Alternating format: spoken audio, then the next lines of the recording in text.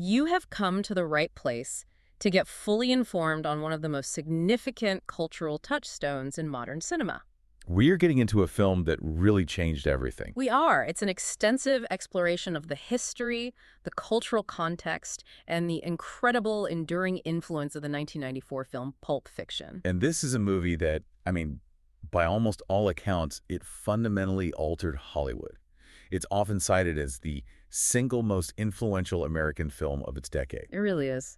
Our mission today is to give you a complete understanding of why this film matters so much, beyond its story. Right, not just the plot. Exactly. Yeah. We're going to break down how it went from being just a genre film to a genuine touchstone of postmodern film. And what that meant. And what that meant for the business of independent cinema, for the idea of the anti-hero, and crucially, for the careers of its stars, some of which were just spectacularly resurrected. And just to be clear, for everyone listening, we are intentionally avoiding a simple plot recap. The story itself is famously fragmented. Told completely out of chronological order. Right, following its three main protagonists, Vincent Vega, Jules Winfield, and Butch Coolidge. But like you said, the plot is almost secondary to the style and the impact. It is. Understanding that unique narrative structure, the way it weaves together four separate crime tales, that was central to how it was received by critics. That fragmentation is where it gets its energy. That chaotic structure is actually announced right from the very beginning. It sets the tone perfectly. It does. The film opens with a title card, and it gives two dictionary definitions of the word pulp. The first one is moist, shapeless matter. And the other defines it as lurid stories printed on cheap paper. This immediately tells you what the aesthetic is. It's saying the material is inherently messy, it's cheap, but it's also vital and culturally significant. It's high-concept art built on low-art inspiration. Exactly. It sets the stage for a film that treats what some might call trash culture as high scripture. So we're going to break down the sources and the facts surrounding this movie and really try to understand what made it such a game changer for the entire industry. Okay, let's unpack the creation story because it starts in the most fittingly pulp place imaginable. It really does. The film's roots, they trace all the way back to the late 1980s. The writer and co-writer Roger Avary were working together at a classic cultural institution of that era. The video store. The video store, Video Archives in Southern California. And that background is just so key to understanding the film's DNA. It wasn't just a part-time job for them. No, it was an education. They were completely immersed every single day in the entire history of cinema.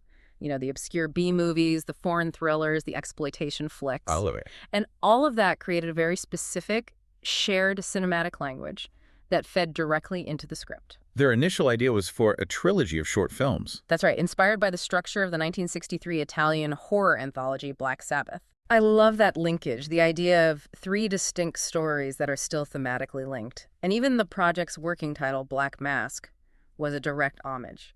It was, yeah. It was a nod to the hugely influential hard-boiled crime fiction magazine. So the self-awareness was there right from the very beginning. Absolutely. The writing process was genuinely collaborative, especially in the early stages. Avary was responsible for the foundation of one of the key storylines. The Gold Watch storyline. Exactly. The arc centered around Butch Coolidge. That was based on a screenplay Avary had written called Pandemonium Reigns. He was also instrumental in two really critical moments in the Bonnie situation. He was. He contributed the miraculous series of missed shots from the hidden gunman. That moment where Jules believes he's experienced divine intervention. And then the complete opposite of that. Right. The very mundane accidental killing in the car that happens right after, which requires them to call in a professional cleaner. So those pivotal scenes, the ones that really define the film's balance between, existential drama and just clumsy violence, they had a foundation that Avary laid. They did, though the main script was written later, in Amsterdam, between 1992 and 1993, while the writer was also promoting his first feature, Reservoir Dogs. And this is where we get to the writer's stated philosophy for the story, which is really the key to why it felt so new. Yes. He said he intentionally chose to use the oldest chestnuts of crime stories. The most familiar tropes. The most familiar tropes imaginable, like the classic hitman who's forced to take the boss's wife out, and then he applied them to some of real life's rules. Just to see them unravel. Exactly. To see how those old tropes would fall apart under realistic pressure or, a modern context. That intentional subversion of cliché is exactly what makes the movie feel so fresh, even 30 years later. It takes a classic setup, gives it a banal dialogue about food or massages. And then just ratchets up the existential stakes. For instance, the boxer character, Butch Coolidge. He wasn't just invented from thin air, he was built on cinematic history. That's right. Butch was modeled physically on the actor Aldo Ray in the 1956 film Nightfall. Okay. But his aggressive, stubborn demeanor was based specifically on Ralph Meeker's portrayal of the private detective Mike Hammer in the 1955 film Noir, Kiss Me Deadly. So even the seemingly original characters are actually pastiches. They're collections of cinematic history, which fits that postmodern framework perfectly. It does. And speaking of blending genres and real-life inspiration, the most intense and unforgettable scene, the rush to save Mia Wallace after her overdose, that wasn't pure fiction. This is where it gets really interesting because the sources reveal that scene was inspired by a very specific real-life account. It was. That account came from the documentary American Boy. Yeah. A profile of Stephen Prince. He was an actor and taxi driver. And Prince had recounted this terrifying real event where he had to inject adrenaline directly into an overdosing woman's heart.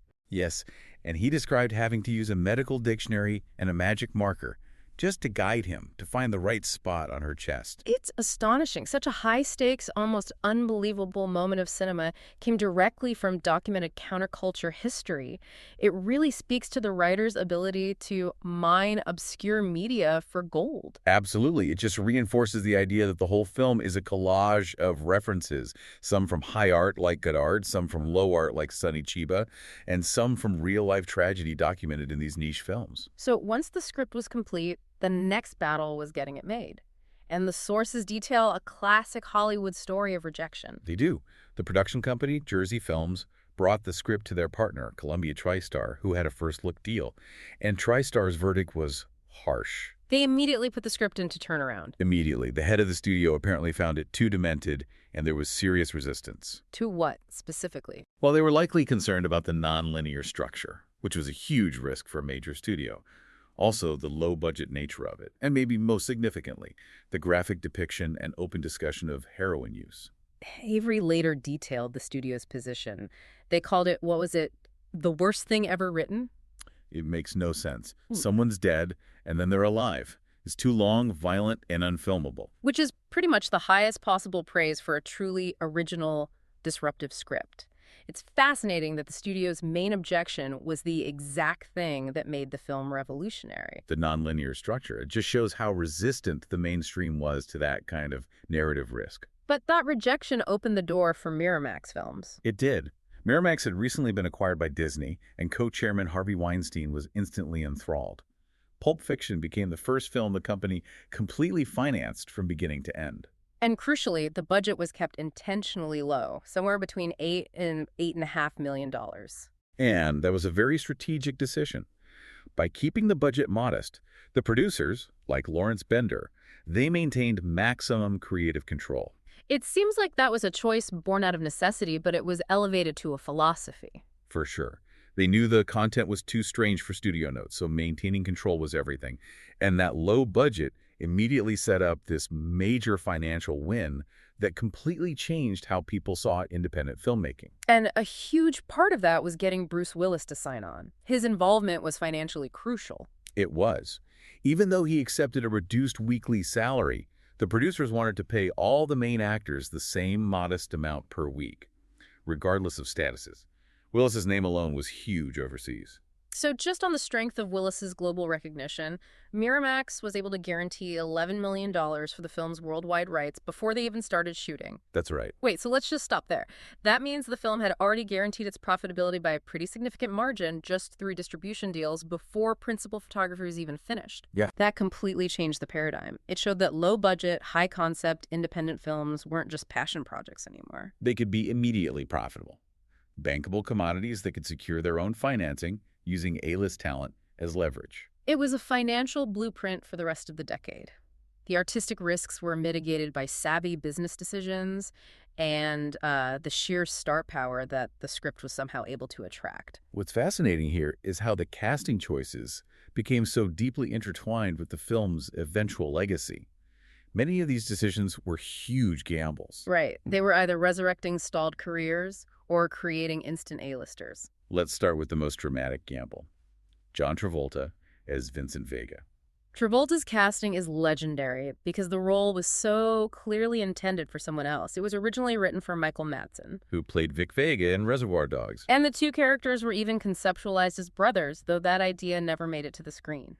Madsen later said he regretted declining the opportunity. And if you connect this to the bigger picture of studio interference, even Miramax co-chairman Harvey Weinstein was pushing hard for Daniel Day-Lewis in the part.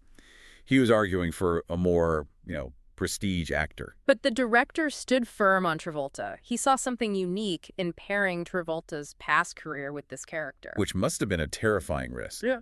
Travolta's career was in a major slump at the time, and the director was fighting that industry resistance. Travolta accepted a significantly reduced rate, somewhere between $100,000 and $140,000, a fraction of his previous salary. But the payoff was one of the greatest comeback stories in Hollywood history. The film's runaway success, plus his Oscar nomination for Best Actor, it just spectacularly revitalized his career. It really confirmed the director's instinct that sometimes the most interesting casting choice is the one that brings the most cultural baggage to the role. Absolutely.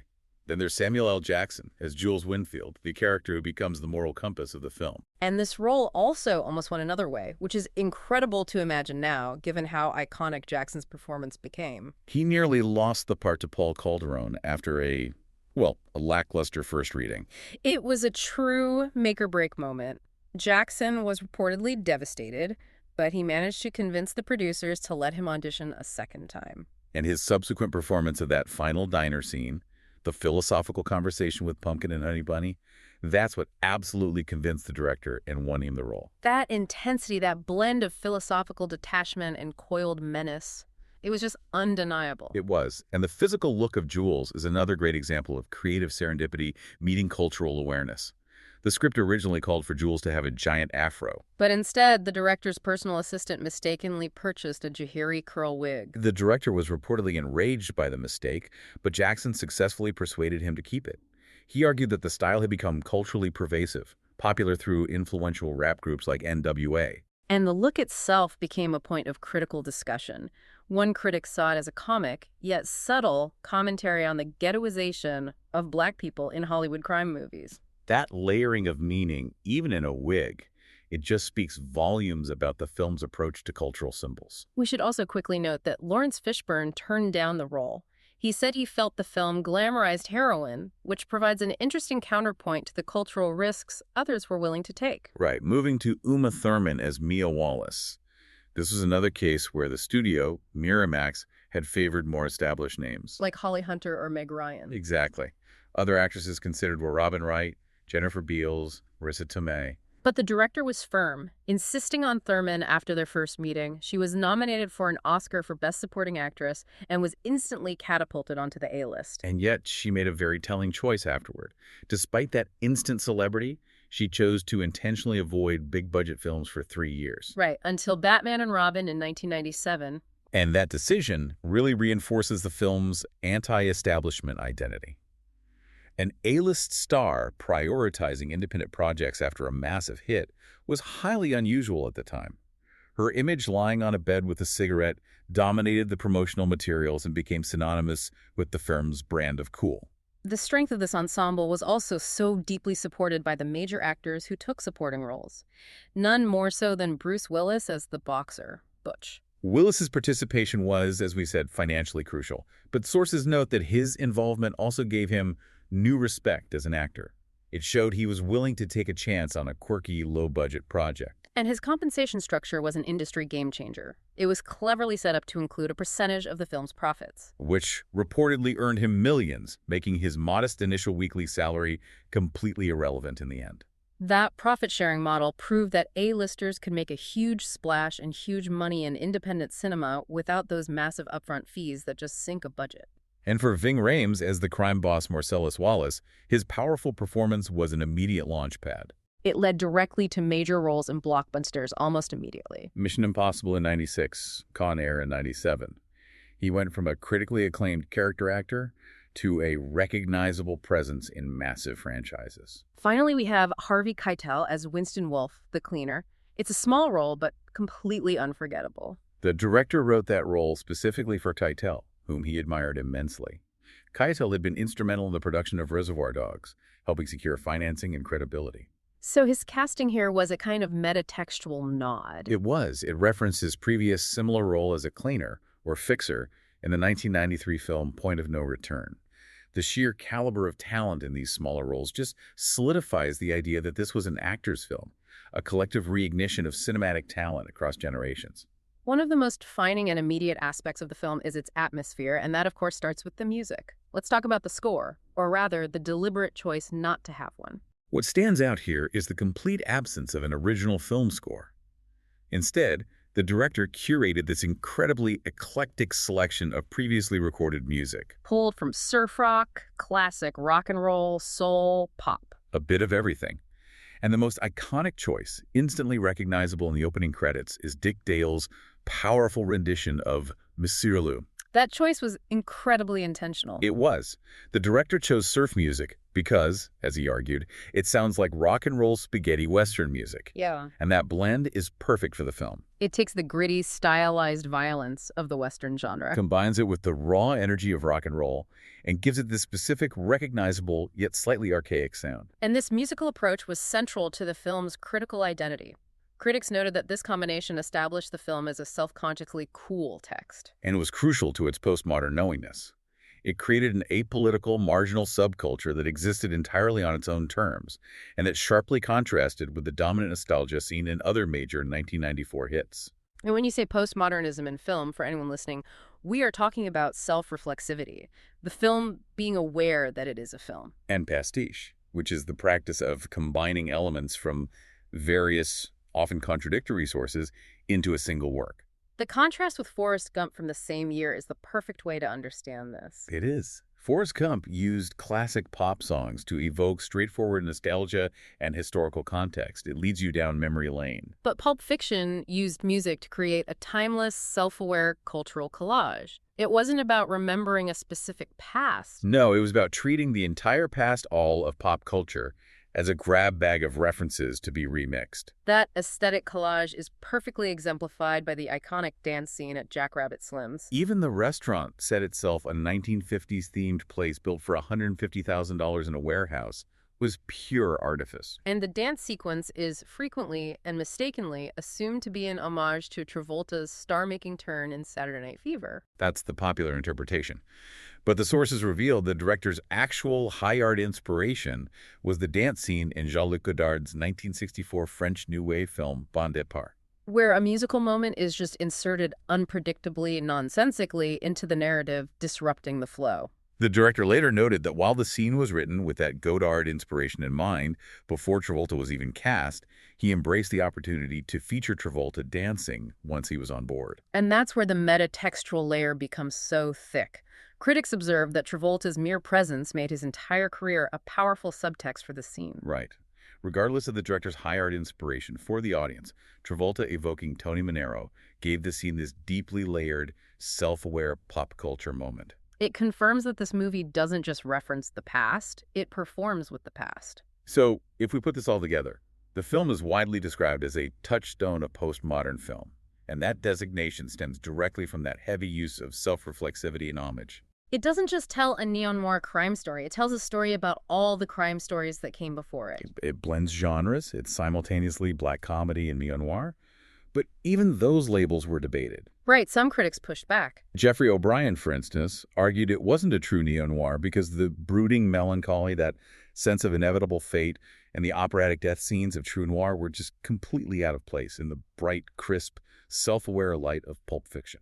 So if he rejected that label, how did he classify the film? He classified it instead as a guided tour of an infernal theme park decorated with cultural detritus. That suggests its true essence lies in that chaotic, yet carefully curated collection of pop culture references, from old hard-boiled magazines to classic 1950s diners, all existing at the same time in a single, amoral narrative space.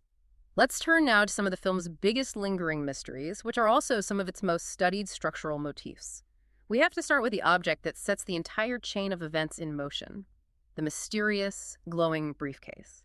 The briefcase is famous for its simple, yet ominous, three-digit lock combination. 666. A number of the beast. Right, which immediately imbues it with an otherworldly or religious significance. It suggests high stakes that go way beyond mere cash or jewels. But the writer himself stated explicitly that the contents are simply a MacGuffin. And for anyone unfamiliar with that term, can you clarify what it means in cinematic terms? Absolutely. A MacGuffin is a pure plot device. It's something that the characters care about intensely and that drives the plot forward, but its actual contents or intrinsic value are completely irrelevant to the story or the theme. It was originally supposed to be diamonds, right? It was, but that was eventually deemed too mundane for the tone of the movie. So what did they actually use to film the scene where Vincent stares into the case? For filming purposes, the case simply contained a small, hidden orange light bulb. When Vincent Vega opens the case and stares into it transfixed, that bulb is what creates that highly recognizable, otherworldly glow. And that glow is itself a reference.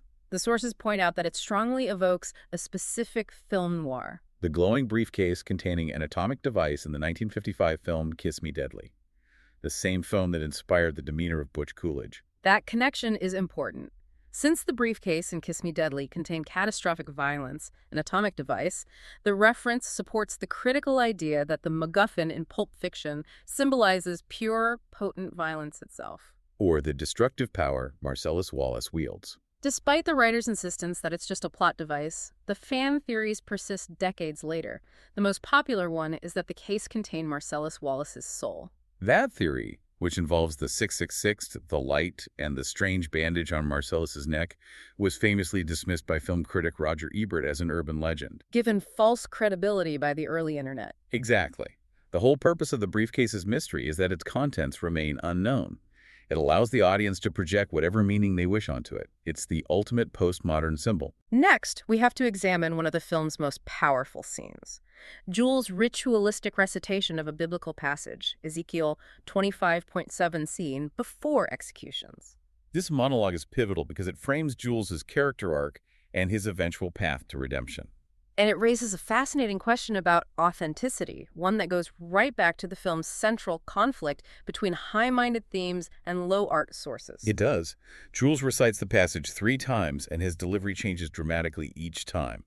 What's crucial is that only the final 2 sentences he speaks are actually similar to the real Ezekiel 25.7 in the Bible. The first 2 sentences are completely fabricated. They're fabricated from various biblical-sounding phrases. So it's a fabricated quote, but it's presented within the film as sacred scripture used to justify murder. What is the actual non-biblical source? The true source of the monologue is not the Bible. It's the 1976 martial arts film Karate Kiba, also known as The Bodyguard, starring Sonny Chiba. Wait, so the source of Jules' most profound spiritual life-changing moment isn't a holy text, it's a cheap 1970s Sonny Chiba movie. Yes. In that film, a killer uses an almost identical creed, only substituting Chiba the bodyguard for the Lord in the final line. That, more than anything else, just totally encapsulates the film's postmodern identity. It treats trash culture as scripture and gives it existential weight. Precisely. And this scene marks Jules' personal transformation, which is the film's strongest linear character arc. Initially, his recitation is furious and self-righteous. The mantra of a killer who has defined himself as the avenging angel. But in the final diner scene, the contrast is stark. He reflects on the passage, expressing deep ambivalence about his life of crime. Which leads to his decision to retire. Right. He now believes his survival after the shootout was divine intervention, a moment of clarity, not a miracle of his own doing. So his reflection signals a genuine awareness that there might be a framework of value and meaning beyond the nihilistic culture of violence they inhabit. Absolutely. The very fact that he's questioning his interpretation, moving from I am the wrath of God to maybe I'm the shepherd, is the entire point of his storyline. The fabricated quote is still the vehicle for authentic spiritual growth. Let's move to a pervasive structural motif that commentators have picked up on. This bizarre running gag or structural device involving the use of the bathroom. Yes, the narrative repeatedly uses characters taking a private moment, a bathroom break, to introduce these dramatic, world-changing events. It suggests contingency and instability. The most direct illustration of this is through Vincent Vega. His entire fate is intrinsically linked to his toilet breaks. He takes 3 significant bathroom breaks throughout the movie, and each one ends in a major threat or disaster, culminating in his death during the 3rd instance. It's a recurring, deadly joke at his expense. That structure alone tells a story about the precariousness of their existence. Let's trace those 3 instances. The first occurs at the diner with Jules. They're having a philosophical conversation, which is abruptly interrupted when Vincent goes to the bathroom reading a book. And while he's gone, Pumpkin and Honey Bunny begin their robbery, putting Jules in immediate danger and forcing his moment of clarity. The second time is even more disastrous. He's taking Mia Wallace out for the evening. While he's in the bathroom at her house, worrying, Mia finds his heroin stash, mistakes it for cocaine, snorts it, and overdoses. Yeah. This forces Vincent into that frantic, life-saving adrenaline shot sequence. And finally, the 3rd instance seals his fate. Vincent is at Butch's apartment on a stakeout. He emerges from the toilet with his book and is shot dead instantly by Butch, who has returned to retrieve his watch. This consistent, almost ritualistic narrative structure suggests that the modern world is utterly contingent, transformed disastrously in the instant you are not looking. The moment you are distracted, or literally indisposed, the world changes, and not for the better. It's a pointed commentary on cinematic violence, too, showing that death can arrive in the most banal, undramatic moments, reducing the dramatic tension to total absurdity. To discuss the movie's legacy, we must address one of the most debated and, frankly, difficult sequences in the entire film. The basement scene involving Butch and Marcellus. Right. Butch, after double-crossing Marcellus and accidentally killing his opponent in the boxing ring, is pursued. They both end up captured by Maynard, the pawnshop owner, and his accomplice, Zed, and are taken to the basement. As the sources detail, Maynard and Zed capture them at gunpoint, binding and gagging them. Maynard and Zed then take Marcellus into another room to begin their horrific actions. This is an extremely disturbing event, and it is vital we approach this analysis with gravity and sympathy for Marcellus. Indeed. The scene's narrative purpose, however, centers on Butch's moral awakening. Butch is able to break free and has a clear opportunity to escape and save himself. But he makes a profound moral choice to return and rescue Marcellus.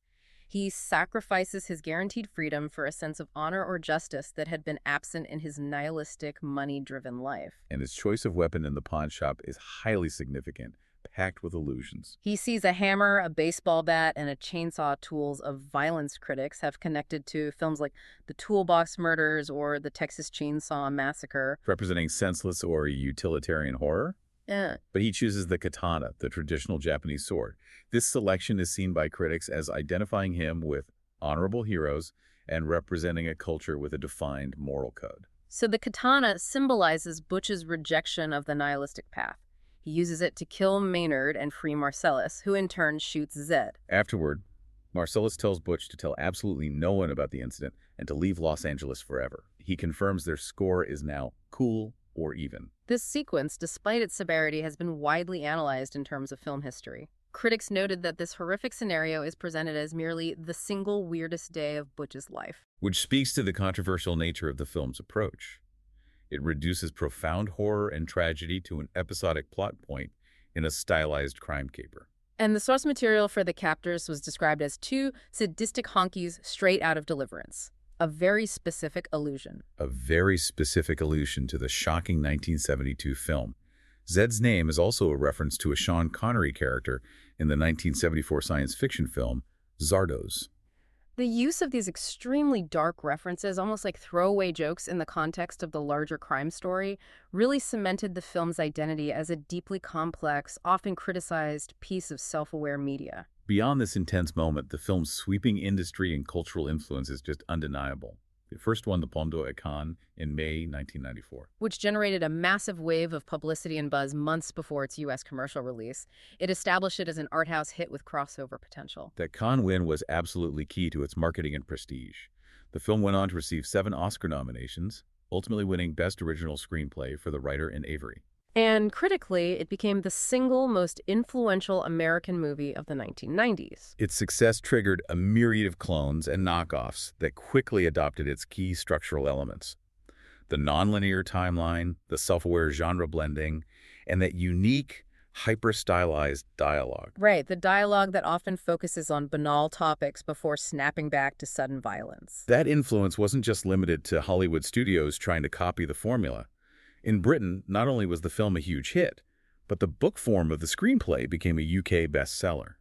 The most successful in UK publishing history, which shows that the writing itself, the dialogue, the structure, was seen as a form of literature that audiences wanted to study and consume. Exactly. And the continuing cultural resonance just confirms its iconic status. Quotes like Vincent's confusion over a royale with cheese. Or Marcellus's threat, "I'm gonna get medieval on your ass." They became widely adopted catchphrases almost instantly.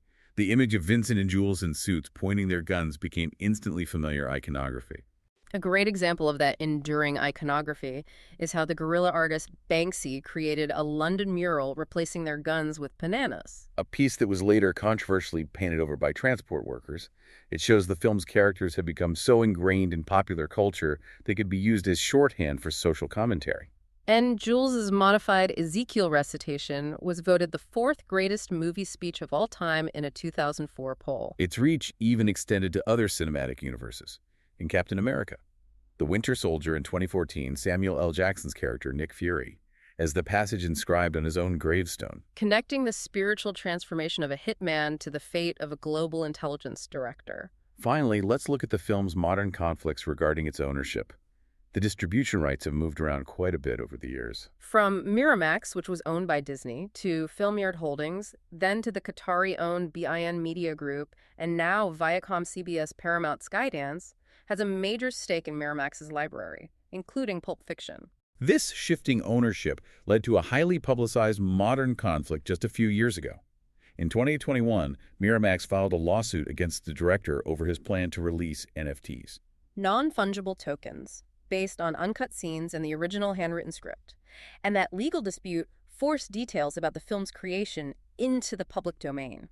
It's fascinating that 30 years later, a film made for just over $8 million is still generating complex legal battles in the world of digital assets. The dispute was eventually settled in 2022. It was, with an agreement for the parties to collaborate on future projects. But the fact that a major studio would fight so fiercely over the right to monetize digital collectibles based on the original script confirms the film's ongoing commercial value and complexity. It proves the cultural legacy remains intensely valuable, even in the age of Web 3. So, to put it all together, the film's status now is, well, Pulp Fiction is preserved in the National Film Registry as culturally, historically, or aesthetically significant. That confirms its legacy far outstrips its initial identity as mere pulp fiction. It's now officially part of the canon. It is, and its greatest enduring effect is how it fundamentally redefined cinematic structure. It proved that a modestly budgeted, nonlinear independent film could become a blockbuster and completely change the industry paradigm. It truly ushered in a new, self-aware era of genre-blending filmmaking that is still being copied today. And given that the chaotic, non-linear world of this film shows that profound tragedy like Mia's near-fatal overdose and unexpected grace-like Jules' survival are always just a bathroom breakaway, and given that the climax of Butch's storyline hinges entirely on a sudden choice between nihilism and honor, we might ask ourselves this. Does the film ultimately suggest that personal redemption is only achievable once we completely reject the hyper-stylized violence that makes for such compelling viewing, or is that violence simply the necessary catalyst for finding a moral path? Thanks for listening.